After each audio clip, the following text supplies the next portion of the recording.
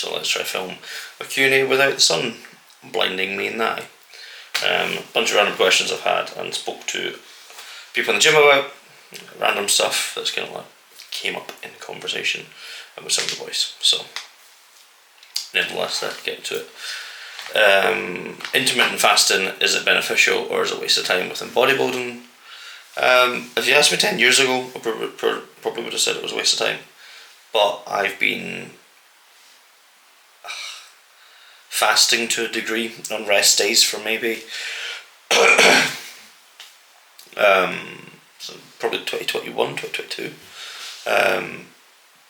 Probably when I started having pretty decent issues that I had to manage with my stomach and my digestion and my gut. And it was just to kind of give my stomach and my GI like a bit of a break from just constant influx of food. I still do it on my Sunday rest day because I tend to have my cheat meal on the Saturday night. So I'll do that. I'll fast somewhat Sunday. I'll maybe not have breakfast till, or meal one rather, till like maybe 12. But I'll be getting up at like say 6 or 7. I find it kind of helps me. And then on my rest day, my rest day food is a lot less. So I'm not just cramming food in for the sake of cramming food in. Is caffeine tolerance ruining workouts more than it saves? I would say yes. The amount of times I'll see people, bear in mind I work in a gym by the desk, the amount of times people will be like, oh, I'm shattered. And it'll be like 5 or 6 p.m, they'll grab a can of Monster, a pre-workout shot, and they'll have most likely had like a couple cups of coffee that day. I don't know. I've been that guy that was just constant with caffeine and high stim pre's and cans of Monster and all that stuff, just to keep you going. As soon as you take that away, you have this massive plummeting crash, and it's not fun. I wouldn't say it helps. I've went the majority of this off season, his most recent off season, without pre-workout, like stimulant pre-workout, and I've noticed a huge benefit on my stomach, on my digestion, more just my actual appetite has been far greater. Take that as it is. If you need a little bit of a bump or like a boost before you train, I get that. But I do genuinely think if you're tired, you maybe need like a nootropic. A nootropic would work quite nicely. You're not going to get the crash. You're not going to get this like up and down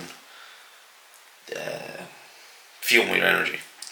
And it's not going to be as harsh on your adrenal glands.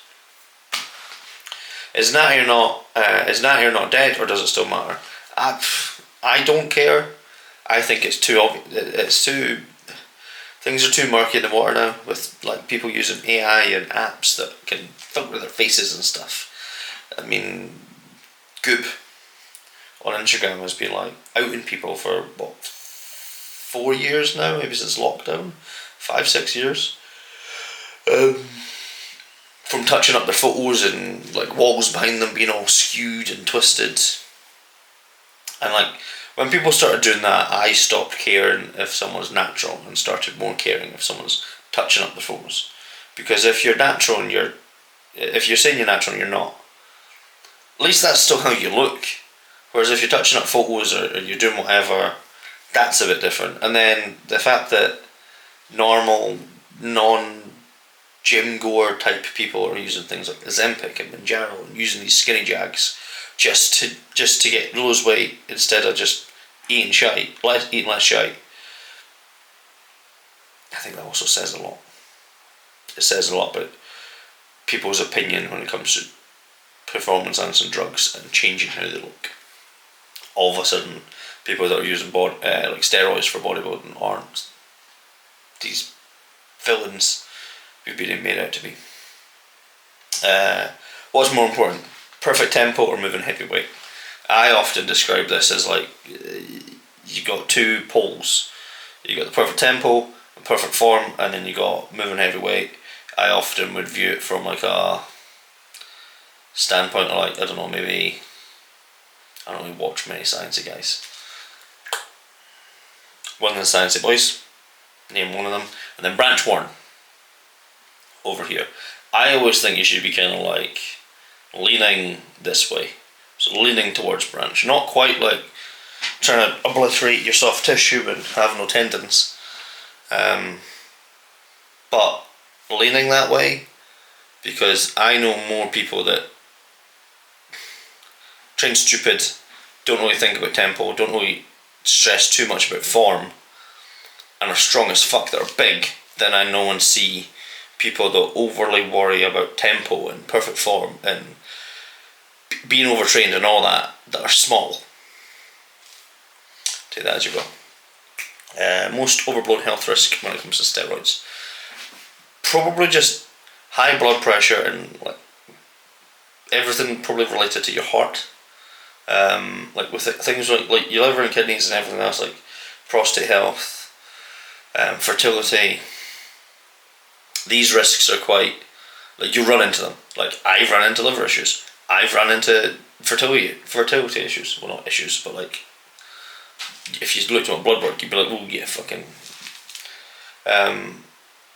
But with like the heart, especially, there's nothing to say that like, oh, your heart's fucked, other than like just being a bit out of breath and unfit. So like, ensuring you're taking things that keep your blood thin, getting a bloodlet, making sure you're like taking your blood pressure, all these types of things makes a massive difference. Like really bad signs are just kind of like nosebleeds and really bad headaches. Like really bad headaches. I used to get when I was younger. I remember PTing one of my clients, and then my nose just burst. I wasn't training, I wasn't doing anything. My nose just exploded. It's not a good sign. So yeah, high blood pressure, anything kind of related to the heart. I don't want to get too deep into that. Drop sets, rest pause sets, triple sets, supersets, or straight sets, which causes true adaptation. It's tricky because they both do it, in my opinion. It is very much you apply each when it's needed. Like if you're needing to smash down a wall, you take a sledgehammer. If you're cracking a nut, you use a nut hammer. Or nutcracker, rather. Like when recovery's high and it's decent, and you want to like, it's one of those days when you probably want to bury it, so that's when I would like deploy like drop sets and supersets and all that type of stuff. A little bit of a higher volume approach, and then when recovery is lower, maybe deep in a diet, deep in a prep, that's where like I'd most likely just stick to straight sets. It is tricky to say like yes and no, because they all work. So it was the tricky thing. Fitness certifications and expensive permission slip for bad advice. This is something that's tricky because when you become certified, when you get qualified for most jobs, that's not, oh, you now know what you're talking about. It's you can now go into industry and start learning and working and all yada yada yada. Like when I became a PT 11 years ago now, I had a base level of knowledge around nutrition and training, but I look back now to what I was doing and what plans I thought would make sense, and I laugh because it was comical.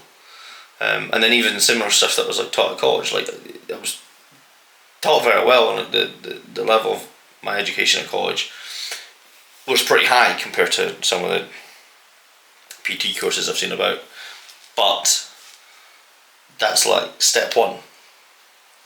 I think what a lot of people struggle with is they forget that you need to continuously develop your skills. You need to continuously sharpen your sword. As a fitness instructor, as a fitness coach, as a fitness professional, you need to continuously do things and look to become better. My battery's low, so I'm going to try speed run the last questions. Superfood, is it bullshit or beneficial? Tricky. Things like dates and dark chocolate, all that jazz, I think they're super handy. It's like two birds, one stone with a lot of it. But I do think too many people kind of like tie themselves to that and think they need to be eating like dark chocolate and blueberries and sauerkraut and all these like superfood nutrient dense foods. You should be eating them, but you don't need to be eating fucking all of them. You're not Thanos. It's not the Infinity Gauntlet. Mind muscle connection, is it legit or is it bullshit, bro science? I 100%, I couldn't give a fuck if it's bullshit. It works. Show me someone that gets a wicked leg pump, I'll show you someone that's got wicked massive legs. Show me someone that doesn't connect well to their arms, I'll show you someone with puny arms. I do think it's as simple as that. Does there need to be science-backed evidence for it? That's the tricky part. It's just because maybe science can't prove it, does it mean it's less beneficial? Does it mean it's not true? Last one, has the internet made bodybuilding more accessible or more discouraging? It's definitely made it more accessible.